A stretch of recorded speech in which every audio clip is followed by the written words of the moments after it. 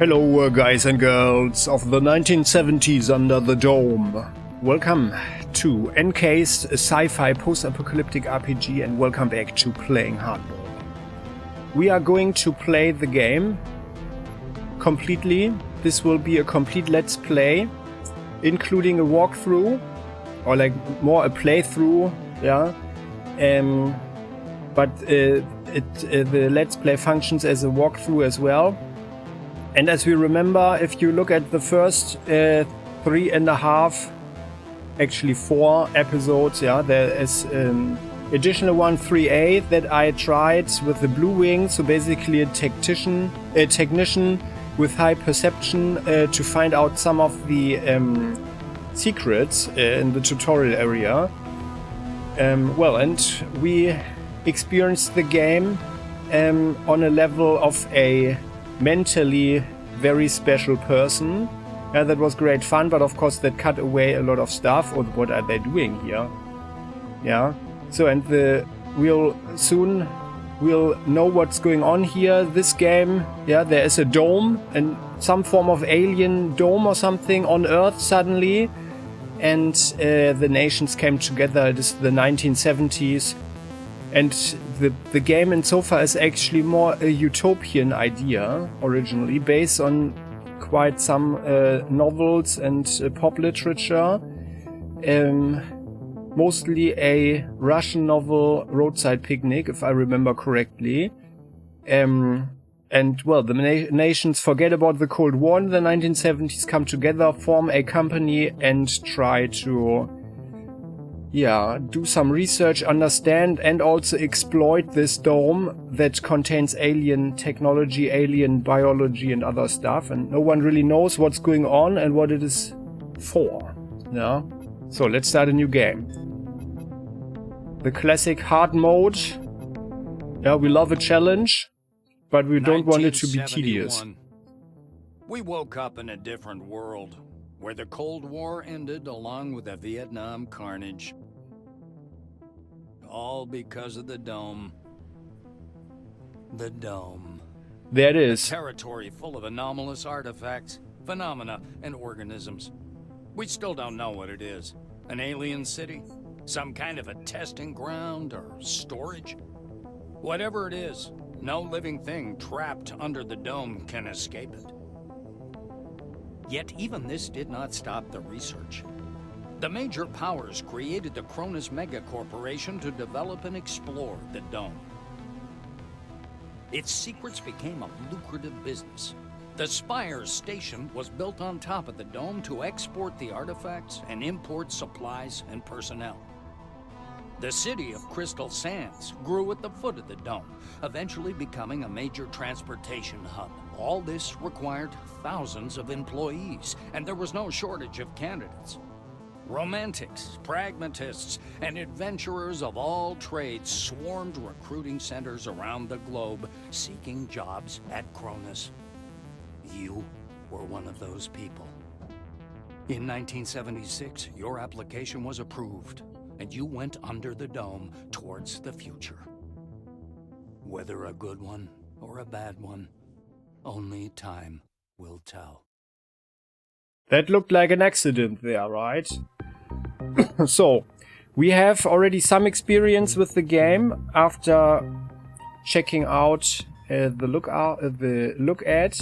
Yeah, let's look. I'm going to create a new character here. So, we know about the orange wing, right? So the game, and I'm not going to explain too much now. Please have a look at the let's look. So these first 3 plus the 3A episodes, the first 3, there we have one of these convicts, orange wing, plus in 3A a blue wing, a technician, whom I gave a lot of perception because I wanted to find something, and that was apparently wrong information. And my thinking is, I also tried out everything else. So the Silver Wing, as we remember, they are basically the management and administrative class or group under the dome. And I feel that they are probably the easiest because they get more skill points per level. And they start with, especially with the influence. Yeah. And I felt, but I probably was very lucky as well. I'm not sure, but I also got a lot of stuff. And I felt that this was like the class that has probably the easiest access to a lot of stuff. However, from the role-playing perspective, I personally find the White Wing most interesting, and that's what I'm going to play here. So we are also a nerdy, brainy person for the aspect of the role-playing, but I'll come to that. Let's just remember, there's the Black Wing. They are the guards and fighters, basically. They are responsible for security, also holding the Orange Wing in check.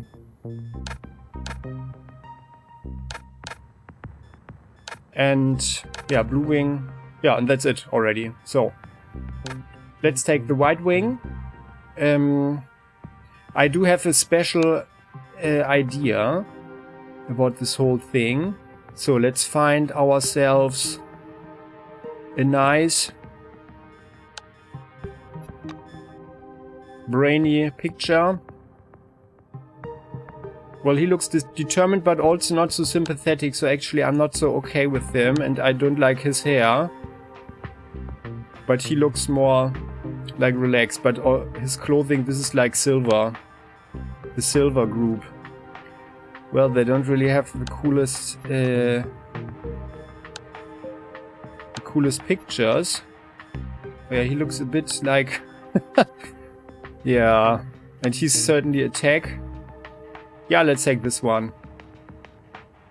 Yeah, although, it's a, yeah, well, and he looks, yeah, he's the Orange Wing convict psychopath. I find this one here funny. Yeah, funny picture. Yeah, let's have this guy. So, there we go. The thing is, though, we are a very special person because we have not only brains, but we have huge brains, right? So there's a thing. The perks involve something special. There are traits, and there is a perk, like here the trait. So we are actually... Where is it? We are a prodigy.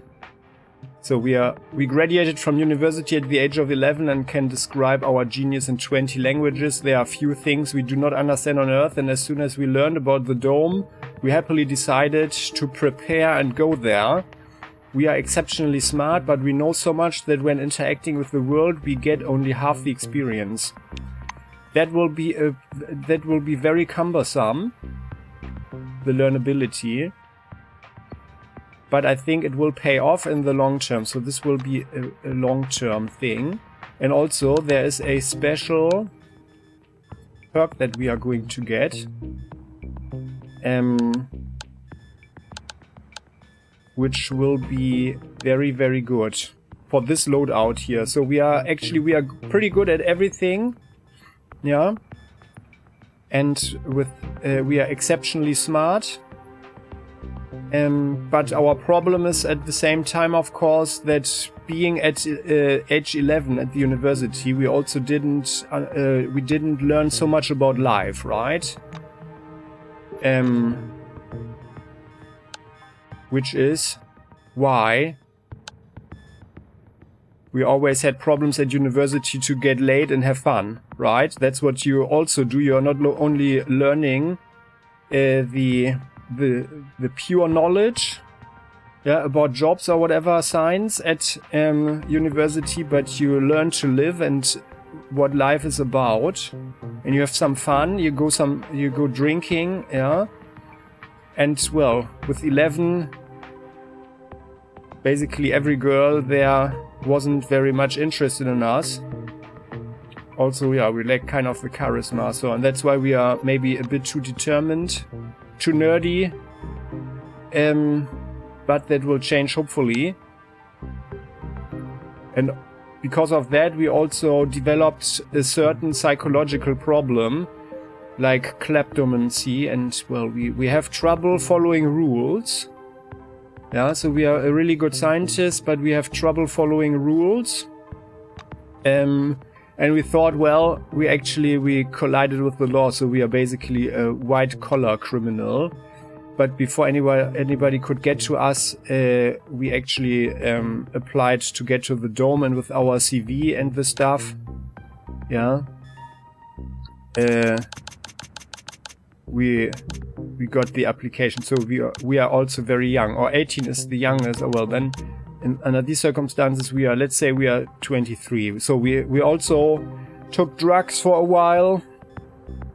Yeah, I mean, it's the 1970s.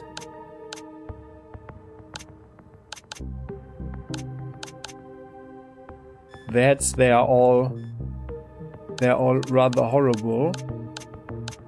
And we don't have any beard. Well, there is a little bit of beard, okay, on our picture. Well, yeah, we have some beard, like this then.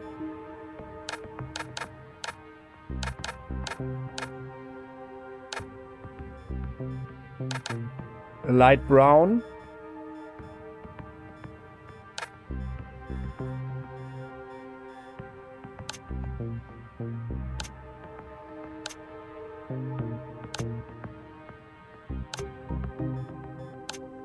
This one, huh?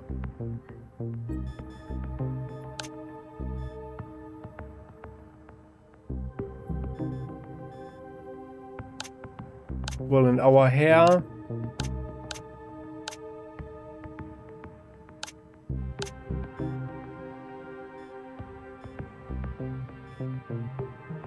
yeah, let's take that one. We are going to wear a cap anyway. And actually, like for the beginner's cap in the beginning, I think this one here, the tech cap, is actually an excellent choice. Okay, so that's us. Yeah, so we are kind of on the nerdy side, but we thought, well, we always loved mechs, right? And we heard about the servo here, the servo shells, and that's what we want to do. And we are dreaming of heavy weapons. So we had a course,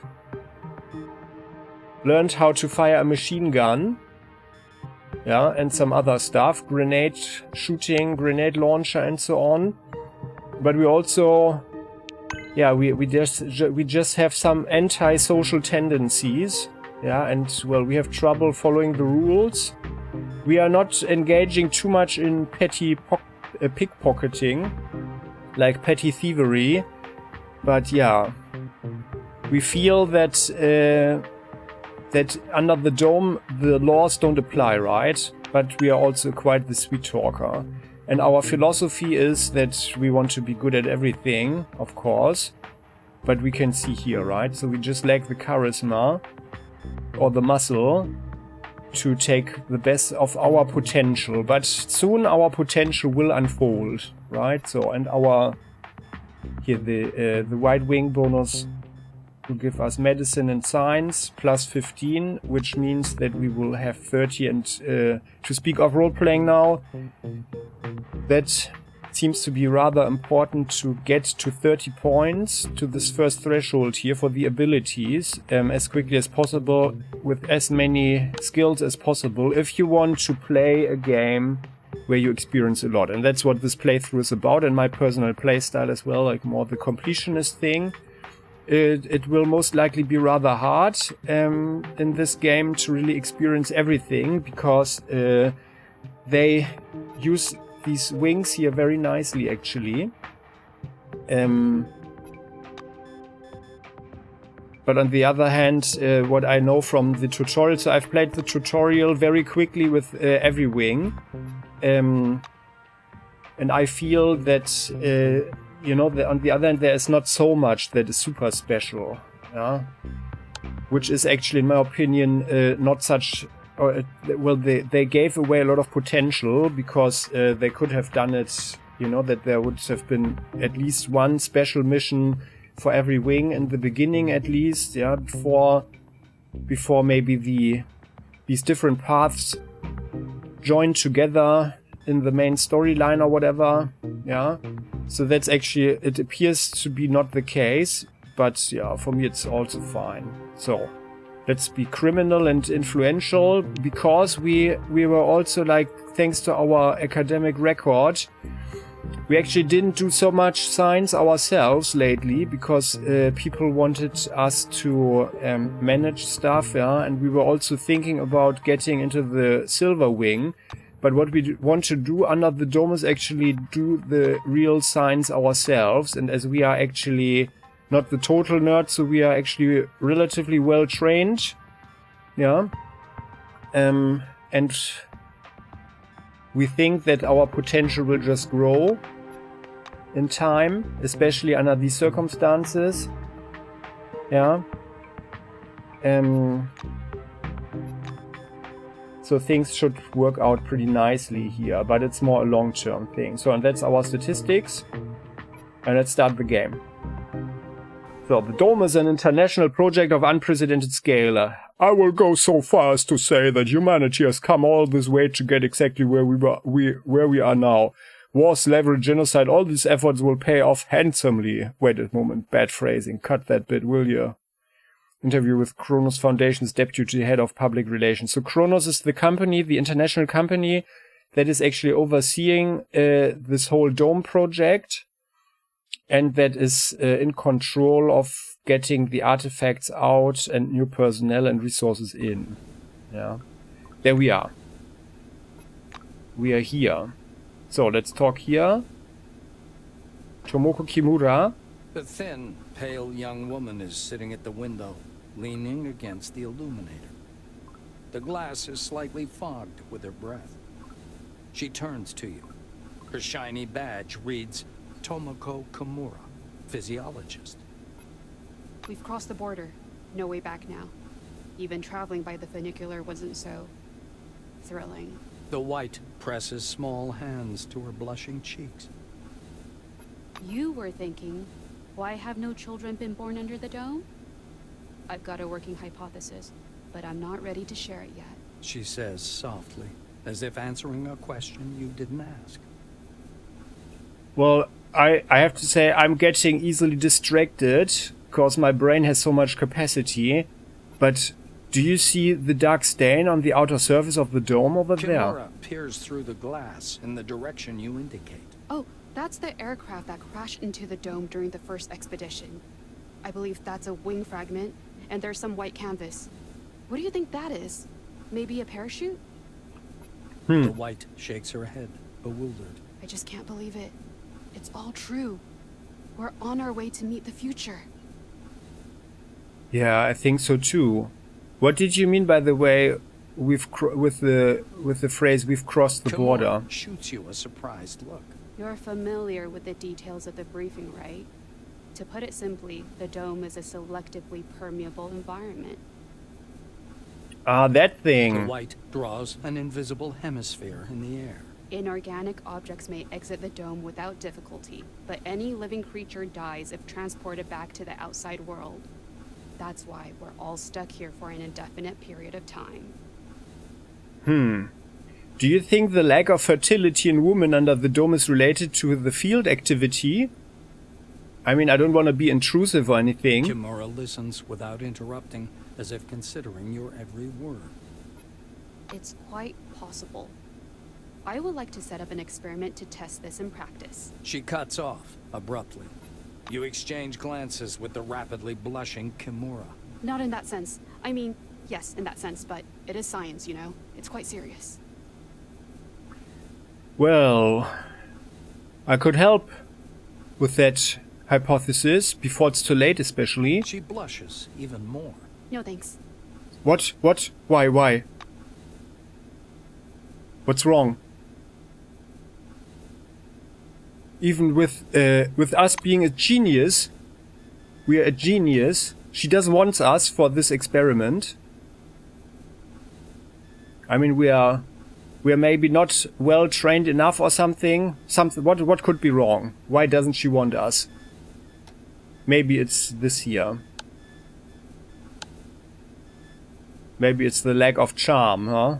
Well, we have no idea, so like mentally we are probably younger than our chronological age is, who knows, yeah. But yeah, that's what we know. At university, where we got our 3 PhDs, the girls always shied away like that as well, right? Well, let's see. And this gentleman here, Igor Potanin. A man with a mustache and a blue jumpsuit is standing at the window, studying the construction site below through the occasional break in the clouds. His badge reads Igor Potanin, planner. The blue taps on the glass with one finger and gestures you to come and take a look. Seems like he doesn't speak English. It's an international dome. So since the discovery of the dome, its exploration has become an international project. 7 countries participated in the first expedition. Over time, this number has only increased. According to the most recent data, citizens of more than 40 different countries reside under the dome today. Thanks to our influence, so let's talk to him. Using sign language, mimicry, and all of your artistic talent, you're able to communicate with the planner. There you go. That's what our super brain is good Once for, he's right? sure you're watching, Potanin points up in the direction of Spire Station, from which you departed a few minutes ago. He sketches the outline of the station on a broad, foggy section of glass. Once he's finished, the blue turns to you with a delighted expression. So, what do you think? What are the station's The blue begins dimensions? to mark up his diagram with a series of footnotes and numbers. Turns out the station's ring diameter is a bit more than 1,500 meters. Its height above the dome is 317 meters. And the total height of the spire, including the loading docks, is nearly 720 meters. Fascinating. We can see that he's really a technician, right? And what about the station With a series functions? of confident strokes, the planner delineates the capsule's movement scheme, drivetrain, and massive hydraulic brakes on the glass. And what is the purpose of the station exactly? This time, Igor is quite laconic. He pauses, then confidently writes cargo and personnel in block letters, and draws an arrow pointing downward. Beside it, he writes relics and draws an arrow pointing up. His R is turned back to front. So he's like from Eastern Europe somewhere where they use the Cyrillic alphabet. Yeah. And well, let's hope with all these people who probably don't understand each other that this is not becoming a Tower of Babel project or something. But Potanin, many thanks for the lecture. The engineer stops you with a gesture, and after rummaging through his pockets, offers you a small candy. There is a picture of a crayfish on the white wrapper. Is this candy crayfish flavored? Well, thanks. Yeah, why not? Candy. It's surprisingly spongy and tooth-achingly sweet. Yikes. You can only wonder what it has to do with crayfish. That's weird. Why would he give us that? But yeah, well, we do have Yum Yum +3 initiative now. Okay, well, then... here, Monty James. A guy wearing thick spectacles thrusts out a sweaty hand. Monty James, Silverwing. He glances down at your badge. Ah, it's you. I found your file extremely interesting. And your CV, wonderful. Inspiring, really. Oh, thank you so much. When I had the opportunity to look over the files of my future colleagues, I couldn't resist. I don't want to sound boastful, but silver level clearance has its advantages. Monty winks. What did you see in our file, in my Monty makes a ring with file? his thumb and forefinger. You were number 63,784 on the waiting list, but you were lucky enough to get into the dome after only 16 months. Besides that, zero, nada, absolutely nothing. You're a dark horse for both the Foundation and myself. How exactly did you end up in this wing? Well, that's a long story, actually. A very long story. We don't have time to get into that one. But I see this as an opportunity to participate in mankind's greatest experiment. Oh, I see. Well, if you ever decide to sew together a Frankenstein's monster from the bodies of dead oranges, be sure to let me know. The Silver laughs at his own joke, alone. Yeah, that was a good joke, thanks, yeah. An uncomfortable silence rises between you, and Monty abruptly changes the subject. Oh yeah, these silences, these uncomfortable silences we already know. He taps the narrow illuminator panel with one finger. Look, there's a storm rising. The lightning is strange. Green. Should lightning be green? This is my first sandstorm. Oh, an anomaly, well, we've heard about that. By the way, do you barter anything interesting? Oh. That is more than we can afford. Okay, well then, yeah. See you later then. Let us check out something. So this here is our scanner. This is our inactive selectron, a key, an electronic key, and third letter from CRONUS. What is that about? Please accept, dear candidate, please accept our sincerest congratulations. From this day forward, you are officially part of the CRONUS ranks. Our foundation is not merely the wealthiest and fastest growing company in the world. Above all, it is an organization of people. Brave soldiers, astute scientists, talented engineers, brilliant managers and other employees. These people form a huge but cohesive team, and we hope you will soon find your own place in it and make some new friends along the way. We are all united by a common goal. We believe in a bright future for every human being on Earth, and we are prepared to work hard to achieve it. Thank you for joining us. Well, that is just nice, isn't it? Well, and then here. And by the way, can we actually do anything here? No. Electronic key for doors within CRONUS facilities. Insert in the receiver mounted on the door frame and the system will verify your access. Not activated yet. And this is our scanner. We got it. Portable device for scanning relics, dead bodies, mechanisms and more. Favorite toy of the White Wing. Oh yeah, that's us. And the main means of obtaining valuable scientific data in the world under the dome. Connects us to our Ceres and syncs with its database. Alright.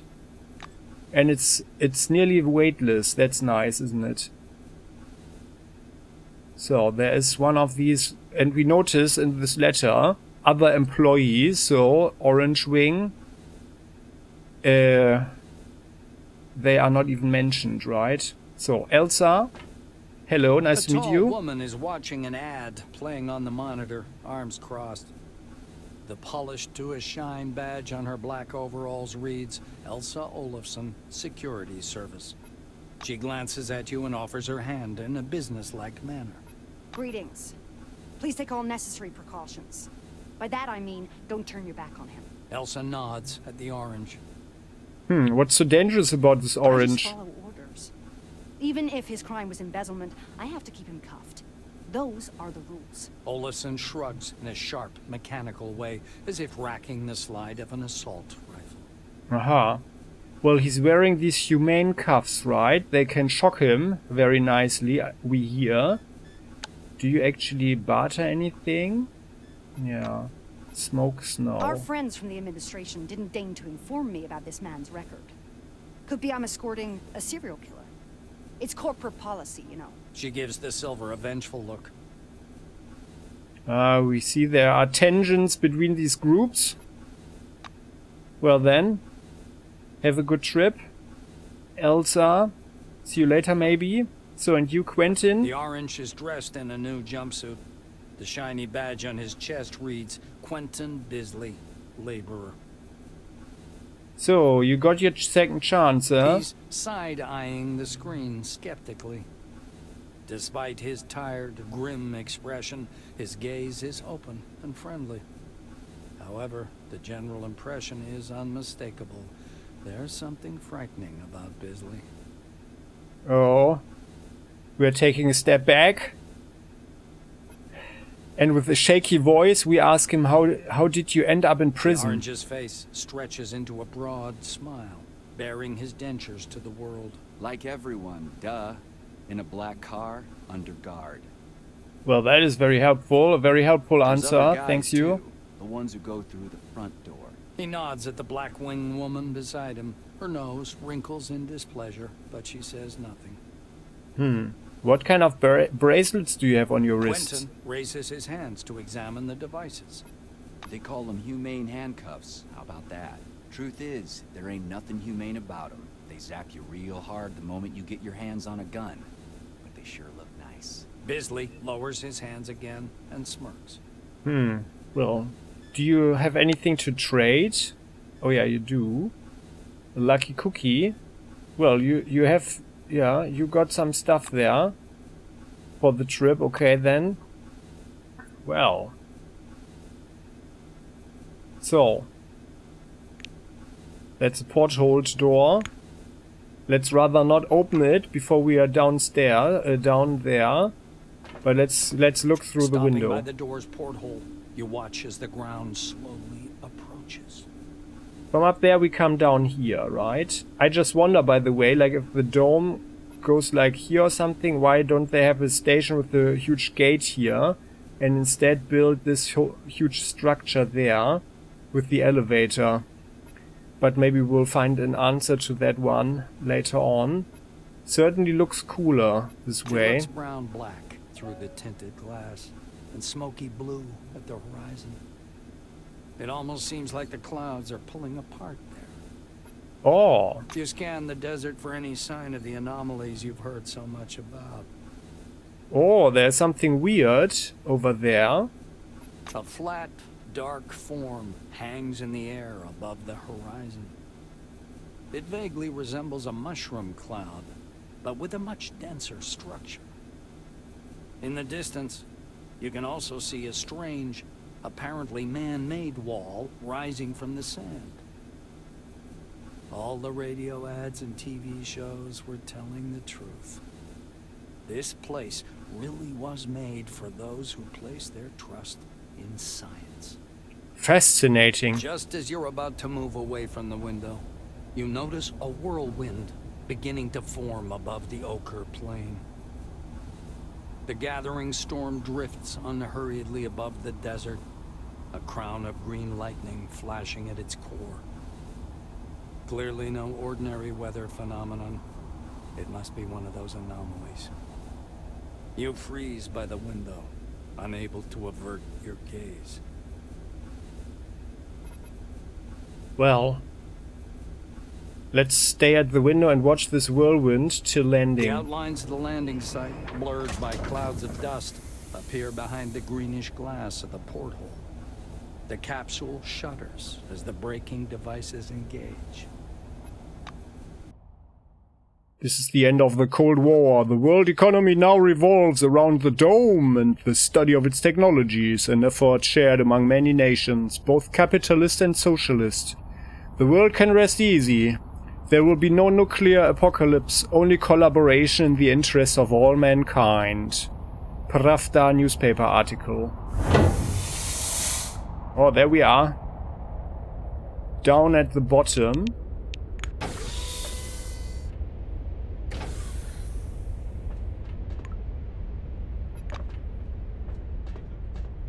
Oh.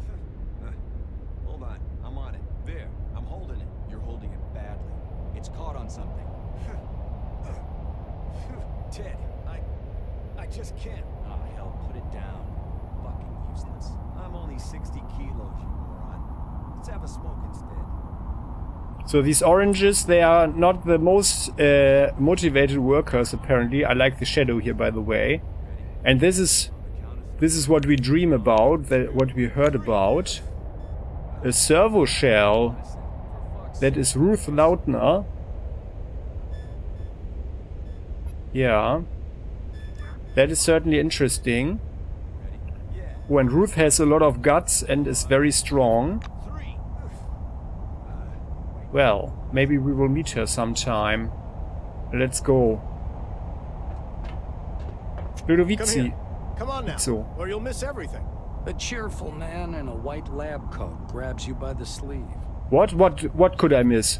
A badge reading Ludovico Nuzzi, Scientific analyst, export department, dangles loosely on his clean uniform, which still smells pungently of washing powder. Look over there!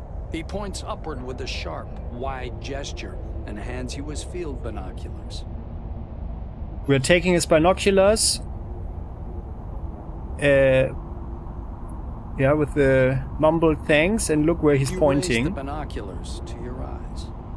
Fascinating. Under fourfold magnification, the whirling cloud above the rust-colored plains looks even stranger. Its core glows with flickering green light and flashes rhythmically, and that rhythm seems to form a complicated pattern. Oh. Is it something... a way of communication, mayhaps? Nazi bends close to your ear. Fascinating. Do you want me to bring some filters? If we intercept the red and blue spectrums, we'll see something amazing. It's like a signal, some kind of message. Ah. Well, what is it precisely that we are looking at? I don't know. Ludovico laughs unnervingly and snatches the binoculars from your hands. With the binoculars raised to his eyes, he minutely adjusts the focus. It's a massive whirlwind north of Concord, and not merely some desert sandstorm. That's an anomaly. I hope it lasts long enough for me to make a proper observation. Mm-hmm. By the way, your sign says Scientific Analyst Export Department. What exactly does that mean? The scientist looks blankly at you, then down at his lab coat. Ah, this? This? He lets out a blaring laugh. Ludovico points at the building behind him. I work in Concord Station, categorizing relics. My job is to classify them by rarity.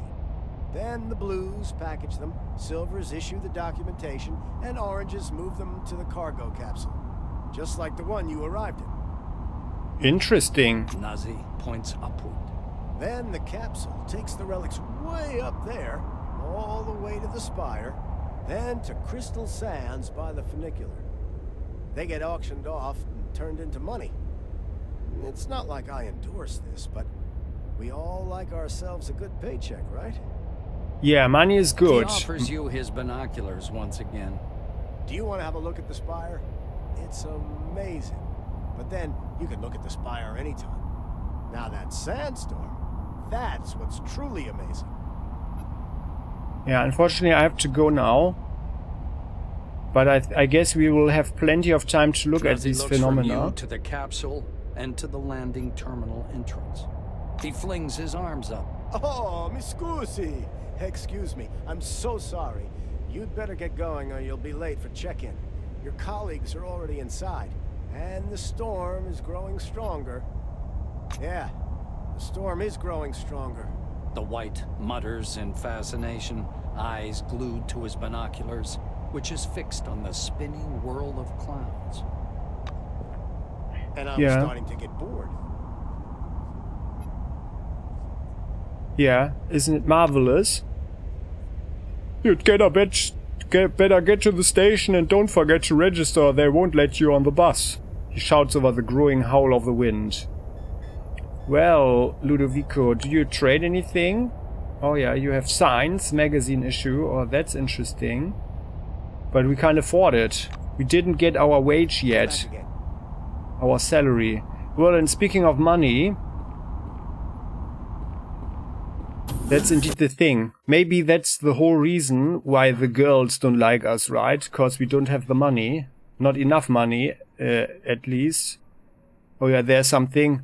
Whatever these fantasists of call the Dome, an alien colony ship, a gift to humanity from another world, the remnants of Atlantis, a prison for dark forces, a magical laboratory of the ancient Egyptians. Personally, I think the definition doesn't matter. What we are going to do with it. That's what matters. The universe talks broadcast. Oh, I really like the site. Well, and there we are. Concord Station. Concord Stations, and there. Make a change with us. 5 years of building. 5 years of directing.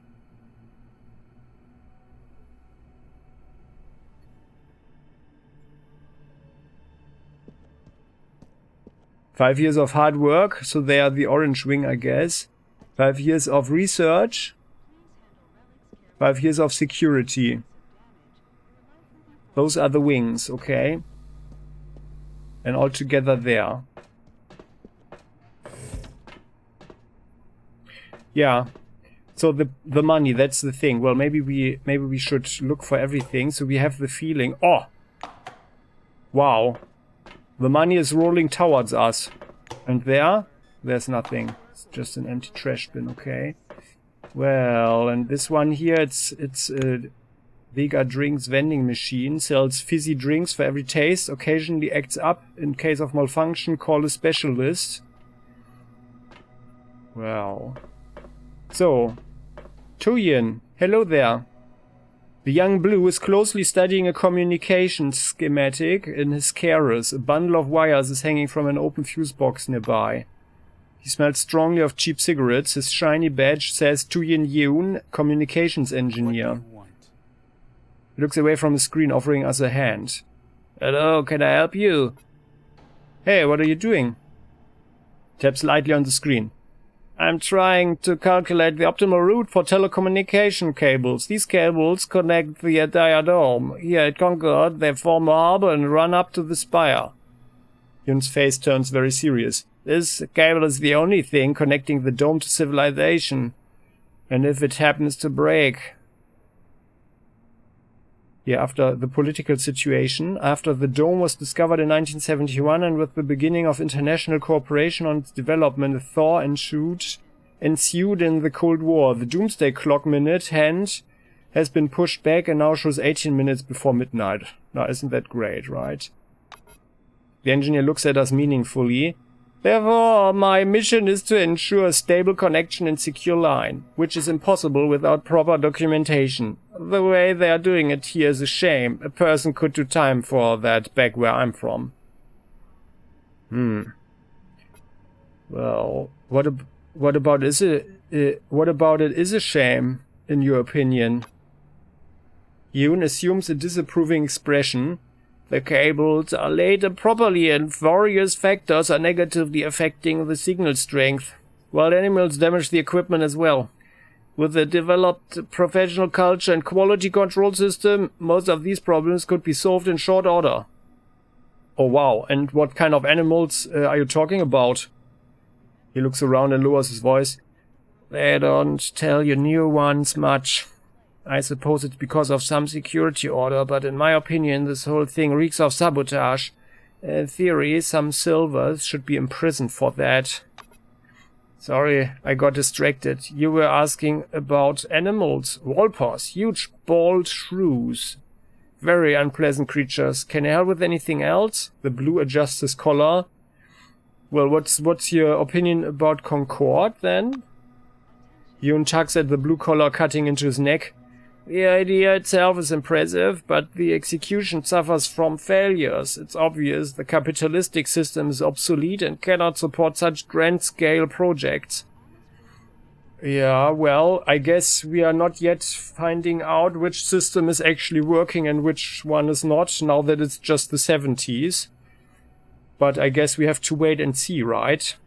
So I think I've learned everything I wanted to know. I'm not going to bother you anymore, but do you barter anything? Oh yeah, you have bolts, okay, and a fixer, and grease. Okay. Thank you. See you around. Yoon bids us farewell with the firm handshake. Thank you for understanding. I'm not used to getting distracted and sloppy, especially on such an important issue. He returns to the calculations on his carer's screen. Okay, well. And there's another person. Oh. And that's Monty again. Monty James. Hello, Monty. The silver wearing thick glittering spectacles is sitting on an orange couch nervously fingering his badge which reads Monty James. A large suitcase rests at his feet with the leaflet about the dome perched on top. Howdy. He looks up and studies our face with a squint. Oh, it's you. How do you like the inside of the dome? It's hard to say. We're not really ready to answer that yet. Not enough time has passed to form a clear impression. I mean, this is just the greeting hall, right? Monty stares moodily down at his suitcase.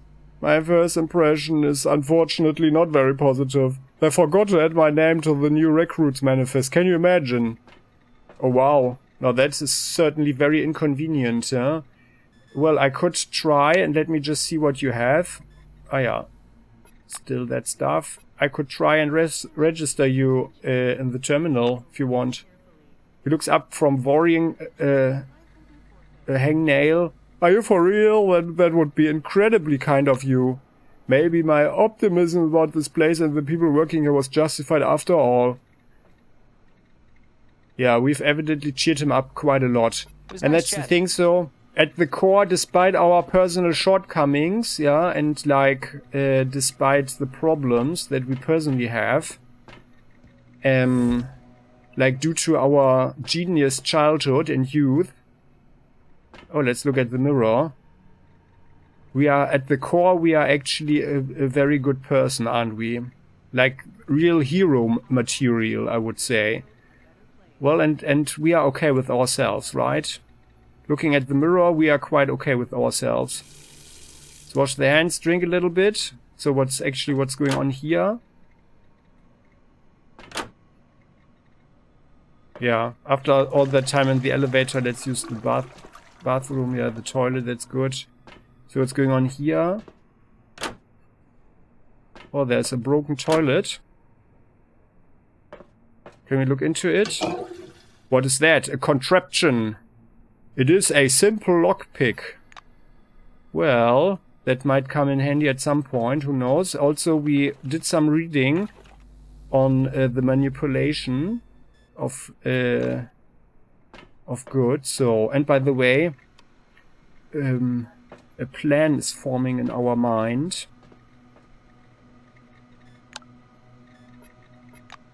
Let's sneak around a little bit, and here actually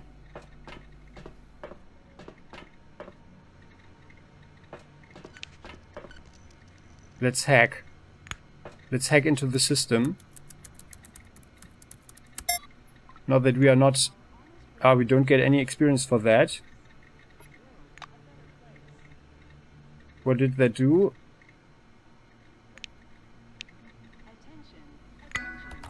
Accessing the database. After executing our workaround, the system boots in emergency mode, effectively bypassing the block. Register without assistance. We enter our data into the terminal. The system displays several tasks for new employees to complete upon arrival. A beep from our carers confirms that this information has been saved to our journal. With the registration finished, we move on to our Selectron firmware update. When the port on the side of the terminal lights up, we insert our Selectron. Lines and lines of data are flying across the screen. The device in our hand suddenly changes color. It's true, after all, that sufficiently advanced technology is indistinguishable from magic. Main menu user page. Greetings, employee.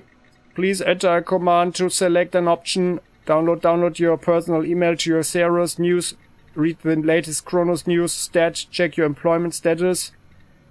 Well, let's enter mail load. Our Keros diode is winking while it downloads messages from the terminal into its internal memory. There's a little sign in the messages section, meaning new data has been received.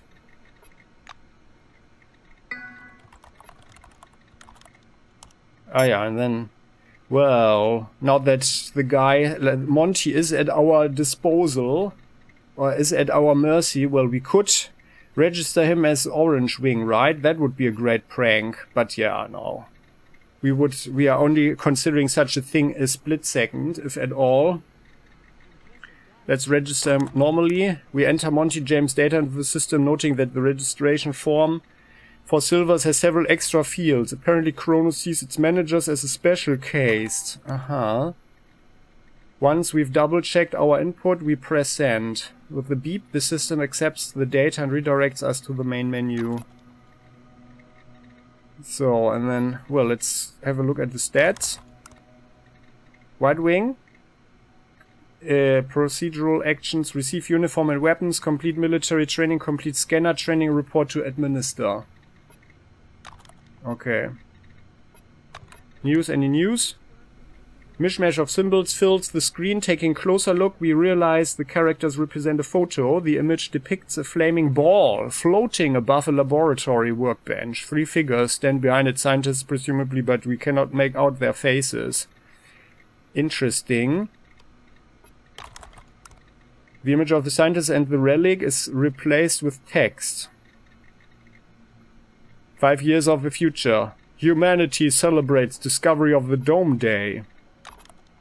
We skimmed the article, mostly a chest-thumping exhortation on the supposed future of human civilization. Okay, yeah. We can imagine the rest of it. We don't even need to read it completely, right? So, we hacked into this one. And I think... well, we got the reputation. And to speak of role-playing here, guys, if we do the thing where we enter him as Orange Wing, that's a nice prank, and who knows what that means in the future. But we will lose reputation. What? Oh. Blue Wing is unhappy that we are hacking public terminals at the Concord station. How would they know that we do that? Okay. Just moving in here and talking with the guy. A tall receptionist watches you from behind his desk with a bored, haughty look. He waves impatiently. Impatiently at you to approach. The employee glances at you indifferently. His upper lip is ever so slightly curled in contempt. All new employees must register first thing. Come up to the desk, please. The nameplate on the desk tells you you're talking with Dean Rayhead, administrator.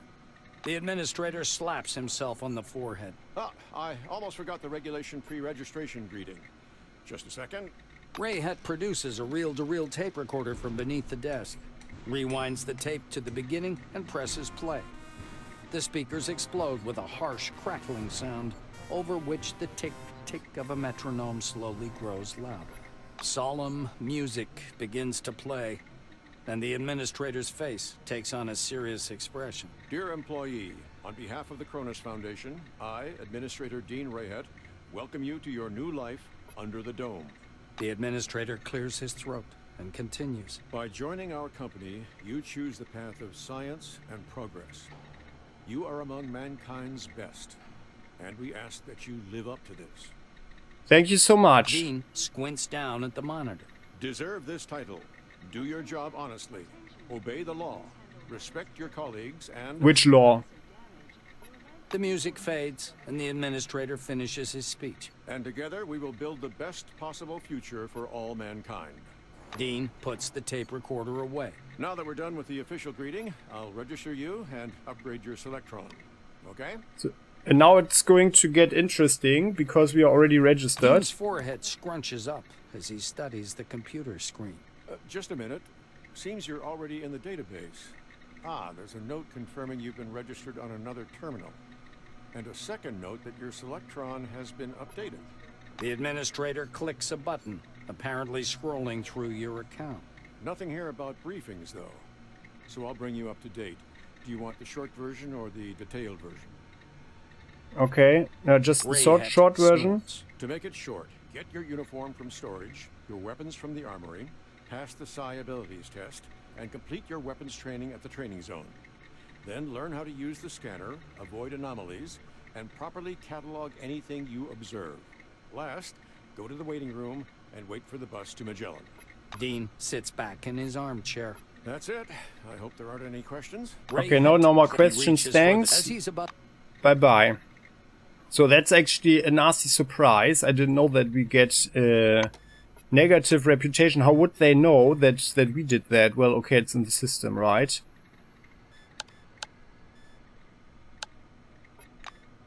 Well then, we are, as this is basically a CRPG, saving and loading is part of the game mechanics and the game style. And the thing is, yeah, that we are... Let's talk with him first. That's what I usually did. I just thought that I would be, well, that I would show some initiative with the hacking, because so far I think there was not one hacking possibility, and I wanted to try this one out. The Let's look around. Didn't lie.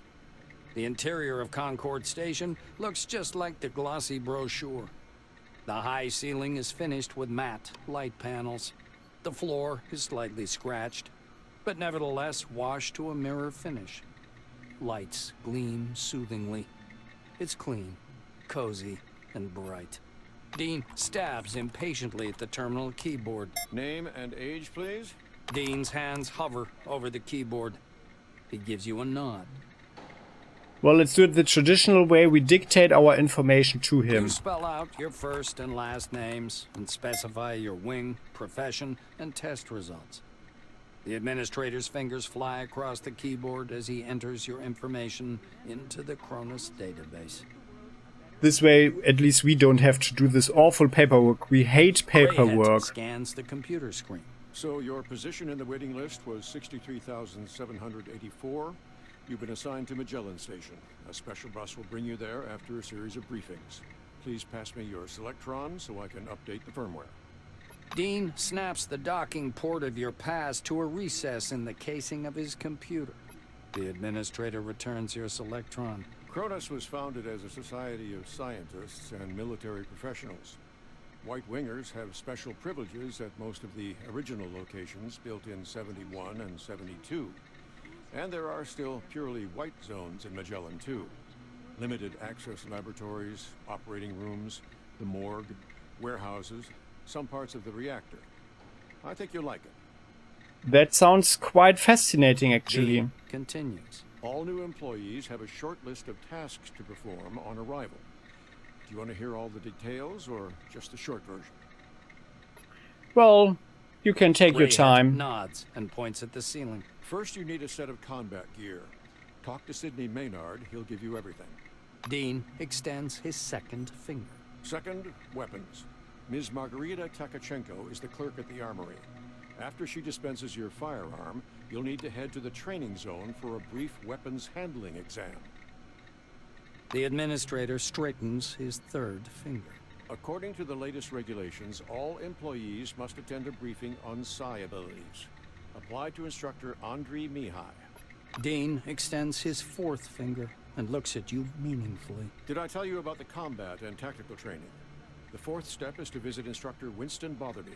And finally, science is the overarching purpose behind everything we do here. Go to Professor Van Ulden to learn how to study relics, avoid anomalies, and catalog scientific knowledge. This training is mandatory for all wings, not just white. Dean finishes. Finally. Dean catches himself. Oh, and when you're done with your trainings, proceed to the waiting room. From there, you'll travel to Magellan by bus. Okay, everything's crystal clear. Do you barter anything? Oh yeah, you do have some stuff. Glue. Scissors. Crayfish candy. So this is the one that we actually have in our system right now. Or healing. Interesting. Well. The administrator looks up at you again. That is all.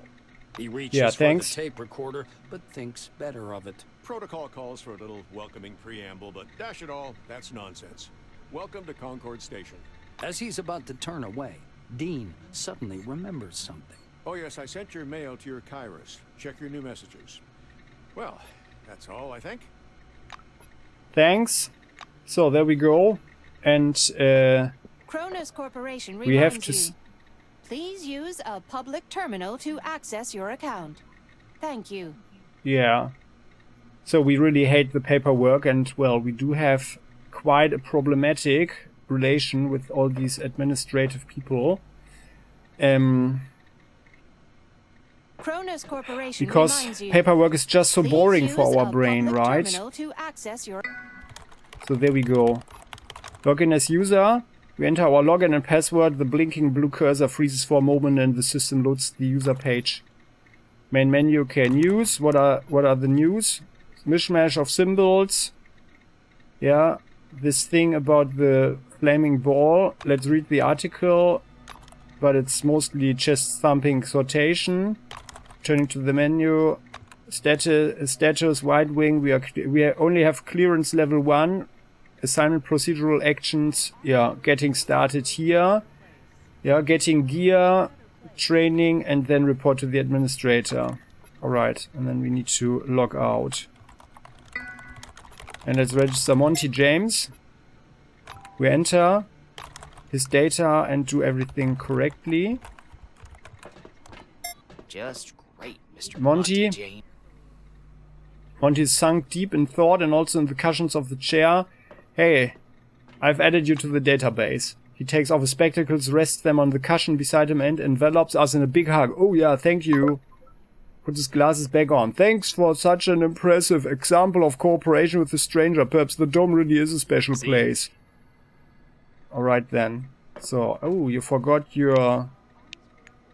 You kind of forgot your suitcase there. Well, no one is watching.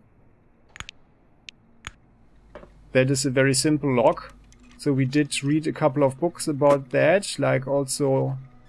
Oh, he's got folded clothes. Okay, well. Let's take that. We want new experiences in life, right?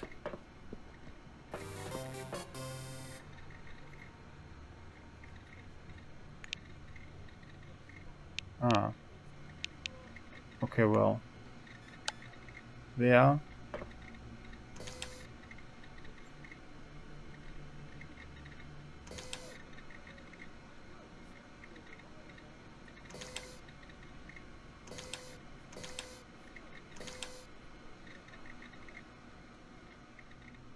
CRONUS Corporation And now reminds you. Now we are doing Please something use like a our public criminal terminal to energy access takes your over. account. Thank you.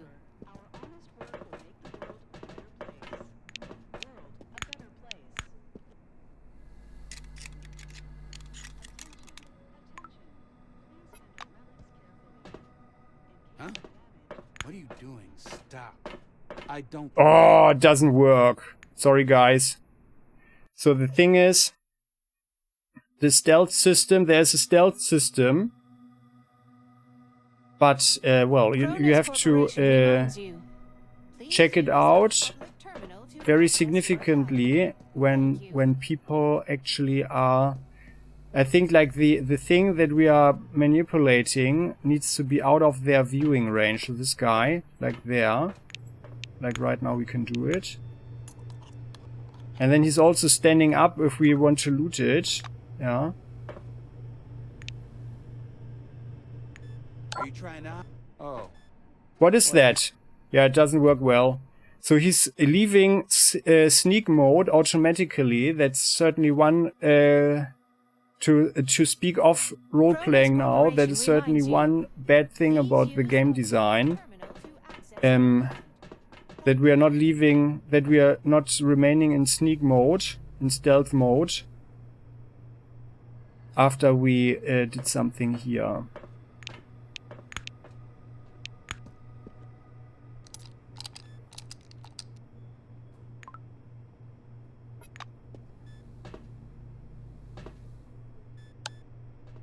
Broken.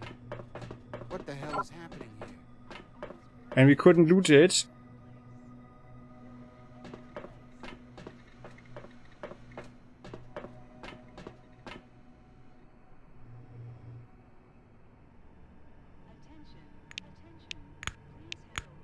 And this one. Oh. What do you want? Oh yeah. Well, so he sees us for some reason. Yeah, so because we are leaving the CRONUS Corporation reminds we are you. leaving the Please use a public terminal to access your account. Thank you. So we need to go here, I guess.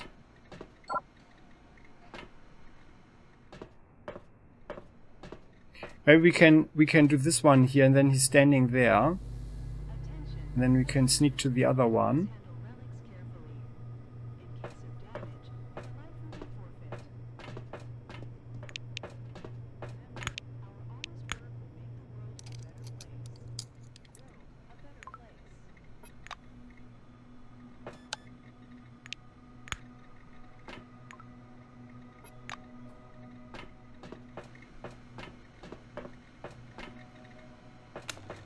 Okay, that worked. Brogan, what the hell is happening here? And now I guess we can do this one.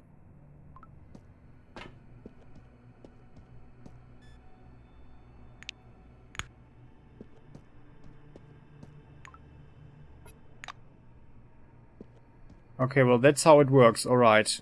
So this is how the stealth works. Okay, now we can get around here. There we go. Nicely done. But that was just a prank. For us it was just a prank, right? Oh, hello Anna. Oh, she's got cigarette withdrawal. I'm listening. We see a slim, cheekbony silver woman with a red warning lamp in her hands. On the lapel of her perfectly ironed suit is a badge that says Anna Leroy, Administrator. The lady waves her lamp in the air, trying to attract some attention. Valued employees, according to the Administrative Order of September 14, 1976, the waiting area may be accessed through the regular staff corridor. Please be advised that this rule does not apply to newly arrived employees. She pauses and begins to cough. Shit! I should cut down on the smokes. Good day, new employee. The silver nods like she's depressed. She seems to have just noticed us. Ah. So you do have a bolt. Well, could I go through there, through the hall, to the waiting room? She gives us a gentle poke on the chest with her warning lamp, forcing us to take a step back. Oh, hey. Am I speaking gibberish or what? This rule does not apply to newbies. You need to go through training and... She begins to cough. Well, let's persuade her. We don't need... Well, you know, I don't need the training because I already know everything. Red from coughing, the silver waves her hand helplessly. Oh god, come on. Don't forget to sign a waiver. Oh, yeah, yeah, it's fine. Okay, then. So there you go. And then here. Electric equipment. Here it is... There's nothing in there, and here it is that we receive our equipment with Sydney. Behind the storage counter, you see a small, neat guy. His gingery hair shines with something like brilliantine. His badge says, Sydney Maynard, storekeeper. The silver perks up at your approach. A thick logbook appears at once from under the counter. Sydney puts on thick glasses that seem to age him 5 decades in an instant and studies the lined pages. The silver finally stops and pins down a particular page with his finger. This is your first uniform requisition, right? You can also purchase any equipment you need for the desert directly from me. Yeah, could you issue our equipment, please? Maynard adjusts his glasses in a businesslike manner. Before I give you the uniform, please listen to these short instructions. I'm listening. Sydney fiddles with his hairstyle. So, I'm not going to sugarcoat it. Life under the dome can be dangerous. You may get shot, spill acid on yourself, get electrocuted, or suffer the effects of a dangerous anomaly. You may also freeze to death or get fried. Interesting and fascinating. Different damage types. That's why it's important to wear protective equipment when traveling outdoors. Of course, in hazardous situations, the equipment will get damaged, and the more it's damaged, the more often one has to repair it. The silver steps back from his counter to indicate the repair kit boxes piled in the back of the warehouse. He points back at the shelves behind him. We've got repair kits for this gear. There are Blue Wing specialists ready to help you at any large base, of course, but they're not always available. So, you'd better learn how to use repair kits and workbenches on your own. It's a useful skill. Sydney rests the logbook on the desk. That's all the instructions. Now, I'm going to issue your uniform. That would be just The splendid. silver disappears into the back for a while and returns with a small package. Unfolding the package, Maynard shows you a brand spanking new uniform. It's a really small package. Sydney proudly shakes out a bright white jacket. It more resembles a thick mantle than a lab coat. Look, this is the most advanced clothing under the dome. It protects from acid, aggressive fauna, and radiation. Not very effectively, though. Don't expect miracles. That doesn't sound too good. He raises a finger. One more important thing. In accordance with Order 16-225, helmets and gloves are not issued, but they're available for purchase from me. Please bear in mind that a full set includes headgear or a mask, jacket, trousers, gloves, and boots. Sydney hands you the package. Here's your uniform. Enjoy.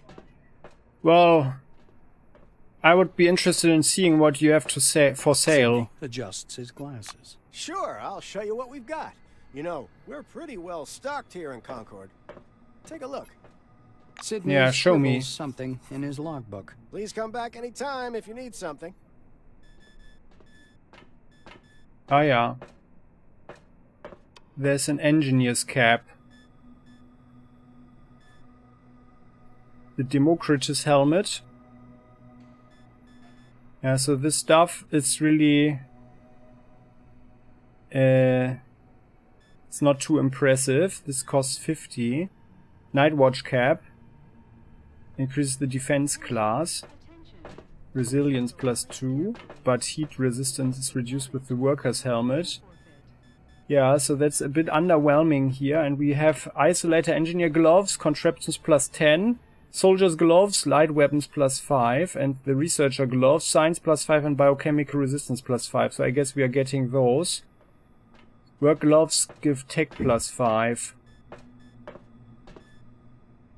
And an ordinary backpack. And they also have the big one, capacious backpack.